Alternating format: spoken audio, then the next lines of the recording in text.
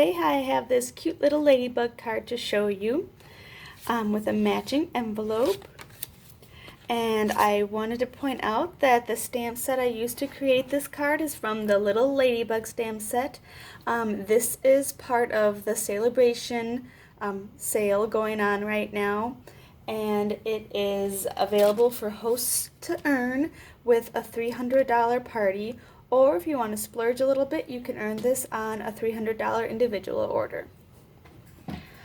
The other set that I used, as you may have noticed, the hello was not in that ladybug.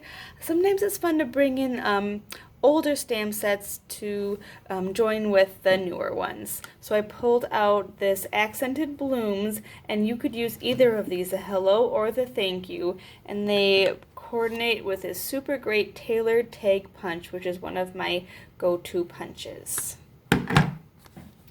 I really like the hello. My little kitty's blocking the light here. I like the hello because then I could pull out this super cute, you're cute as a bug sentiment from the Little Ladybug Stamp Set. I sometimes forget that I can accessorize and decorate the inside. So I was happy to be reminded of that for this card and liven that up a little bit. The envelopes, I never forget to decorate. You can't have a naked envelope. So I will just go through the measurements quickly. I got a little ahead of myself and started putting this card together and then realized that I wanted to do a video. So I have stamped the ladybugs already, but I caught myself before I colored them. So I chose, of the 4 ladybugs, the looking over the shoulder, wings up, flower, and then eyes closed. I don't know how, I thought that one was a funny one, but she's so cute. I chose the wings up, flower, and looking over the shoulder. I left the eyes closed one. So 3 of them fit on this panel, and that one, if you can read the measurements down here, for the front of the card, or outside of the card, is 1 3/4 by 5 1/2. And then it layers on top of the Bermuda Bay, 2 by 5 1/2. So then that will run the whole length, oh, some dust there, the whole length of the card. I liked that look better than having a traditional little margin on the sides. I had done that for the first card and then wished that I had the banner go the whole length of the card. So I thought that would be good to try for the second one. And then for the inside, it is the traditional little quarter inch border of 4 by 5 1/4. So let's do a little bit of coloring. I had seen a few samples coloring the ladybug's face and hands, and the face I always saw with a more nude color like the ivory, or maybe could go with a light crumb cake sort of thing, or some of the pigment, but I did do the ivory for that. And then I really liked coloring the little feet or arms and legs with the ivory color too. I'd seen them in black and I just thought it was too dark and you lost the image. It just washed it out, or opposite of that maybe. So I did the coloring with the same as the face. Oops, trying to zoom in a little bit, but I guess this is wide enough. I don't really need to. Okay, so then you can choose if you want to use the brush tip or the pointier end like I am. It's a smaller area, so the pen tip doesn't take up too much extra time, but I'll do one with the brush tip. And then it also becomes a personal choice, especially when you're doing the dots. It is nice to be able to trace around the dots with the so I think on the faces I do like the brush tip a little bit better, but then But then for the feet, you definitely want to switch around and use the whoops, a little out of the lines. Maybe we can get that away with the color lifter. Hard to talk and color at the same time. Oh, can't forget my other one, and I won't color the envelope because you get the idea. At least not on camera. I'll still color it. Okay, so then you definitely can find it helpful to trace around. Oh, am I doing the same? We're switching up the colors, but that's okay. It's helpful to trace around these dots with the pen tip, the fine tip, that's what it's called. And then once you do that, you don't have too much extra space. So then I kind of just went with it. But I'll show you what it's like here. So once you've got it traced, you could switch over, and then I guess it does go a little faster. So yeah. Sometimes I just get going when I'm doing a card and I don't stop to think, oh, maybe it'll be better if I try it a little different way. Usually I'm just going as fast as I can to get as much done in the few hours I have after the little ones go to bed before I have to go to bed myself. Gotta use the time we have. Okay, and then I think I will switch this one to yellow. Yeah, so I liked having the yellow one over here, and then the it balanced out the sentiment over in yellow, but it'll be okay. They can be close. We'll see how that works then. So this is how it will go if you don't trace around it. Just have to focus a little bit more. And I colored in this part too. I figured that was meant to be colored. And then we'll have to switch our color. Yep, I put these ones in a different order too. Oh, I really can change things up however you want. So I guess that one would want to be, this flower should be the Bermuda Bay, so we don't get red and red too close together.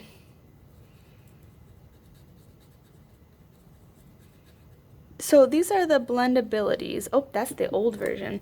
These are the Stampin' Blends, and they come in a light and a dark. So Bermuda Bay light and Bermuda Bay dark sort of thing.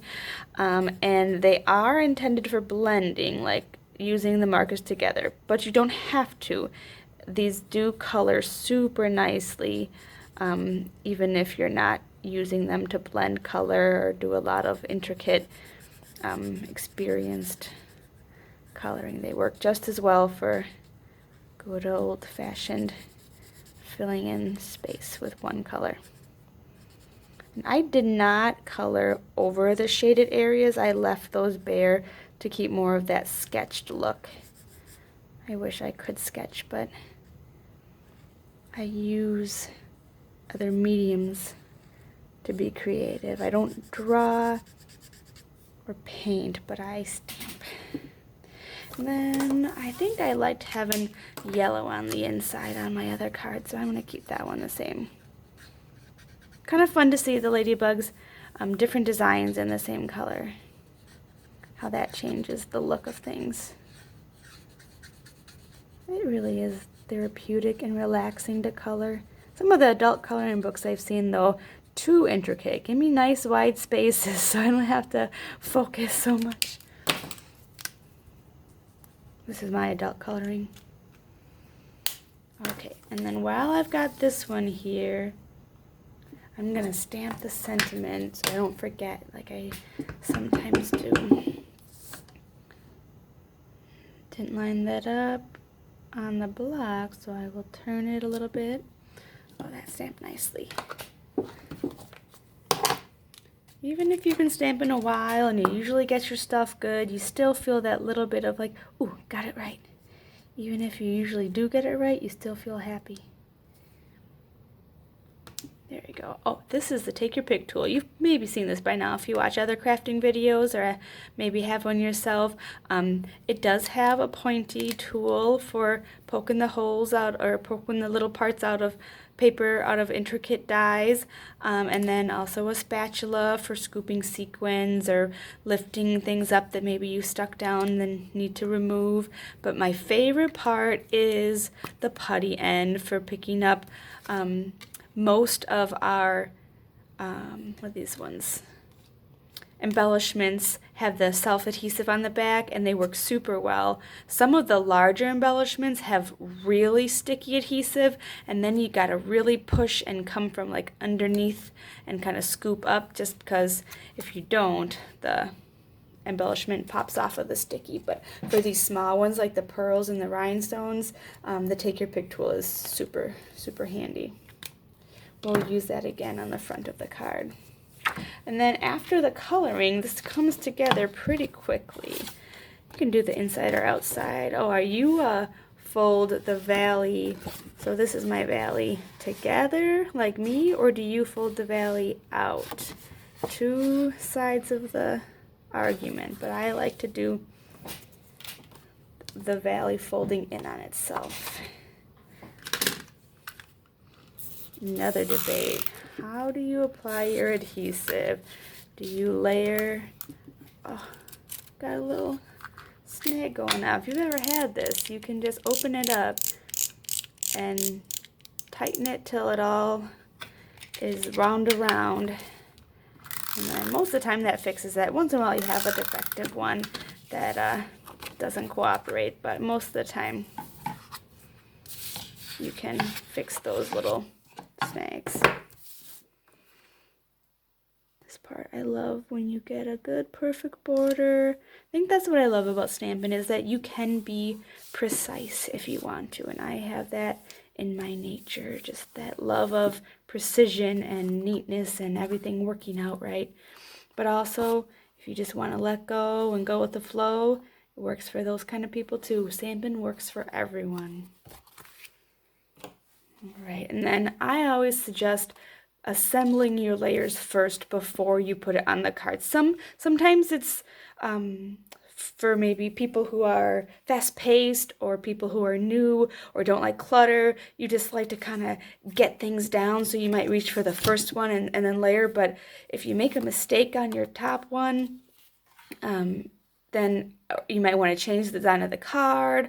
I just feel like generally the more you stamp, you start to realize that it just kind of works better to assemble the layers and then put them onto the card base together. I don't know. That's kind of how I've gravitated toward it, and I feel like I've seen other stampers who have been stamping a while go that route as well.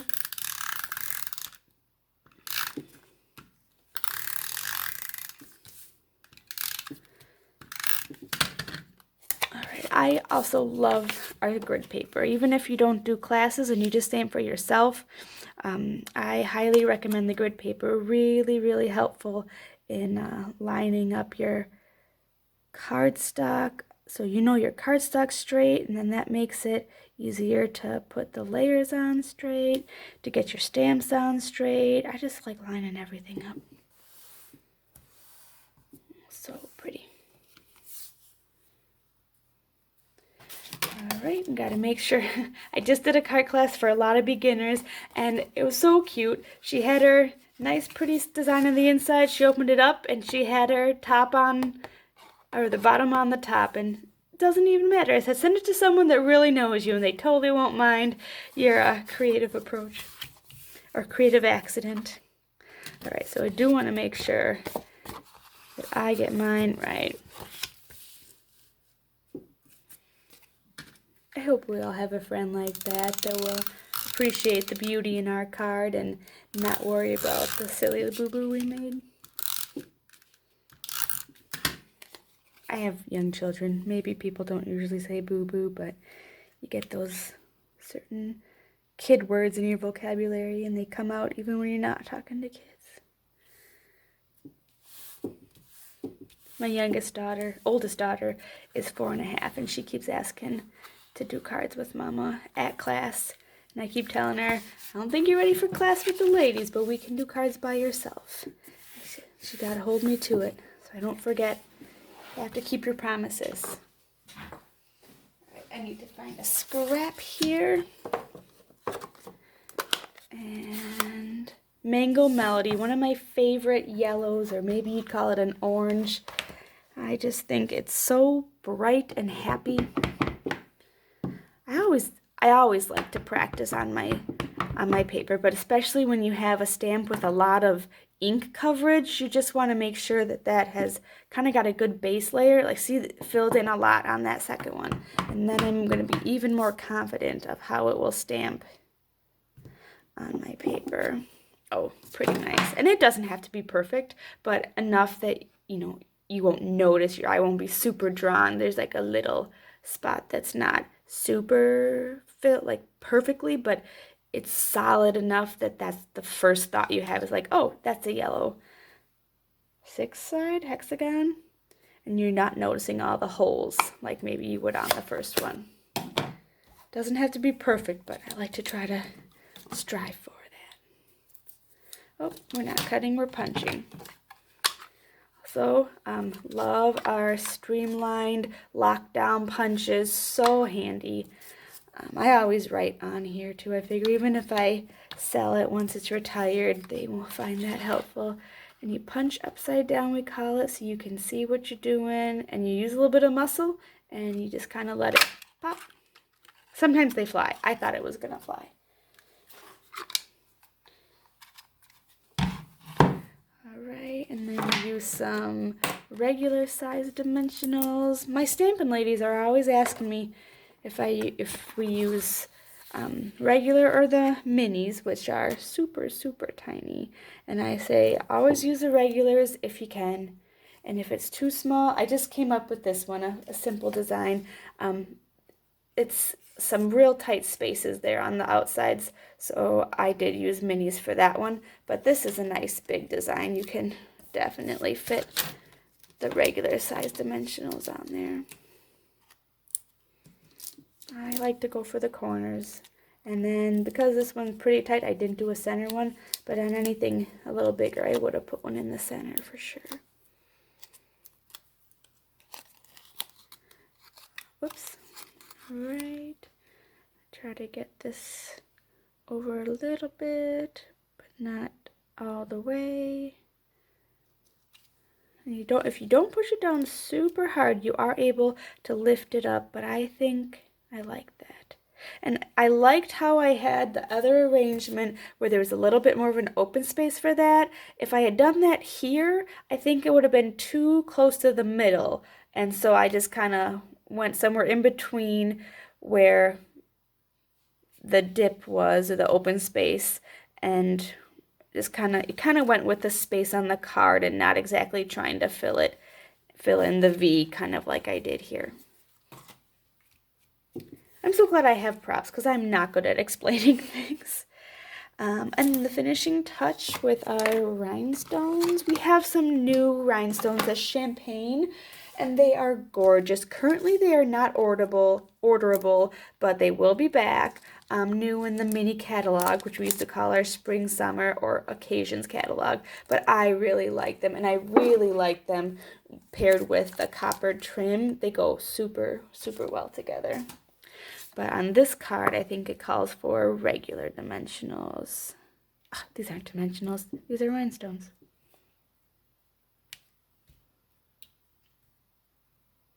And you put those down gently, and then you can kind of smush them around and put them nicely in a line. And then, if I haven't forgotten, let's compare. Always compare to the original. See if you forgot anything. Oh, see. Oh, I did. I didn't forget I thought I was going to have forgotten that, but I didn't.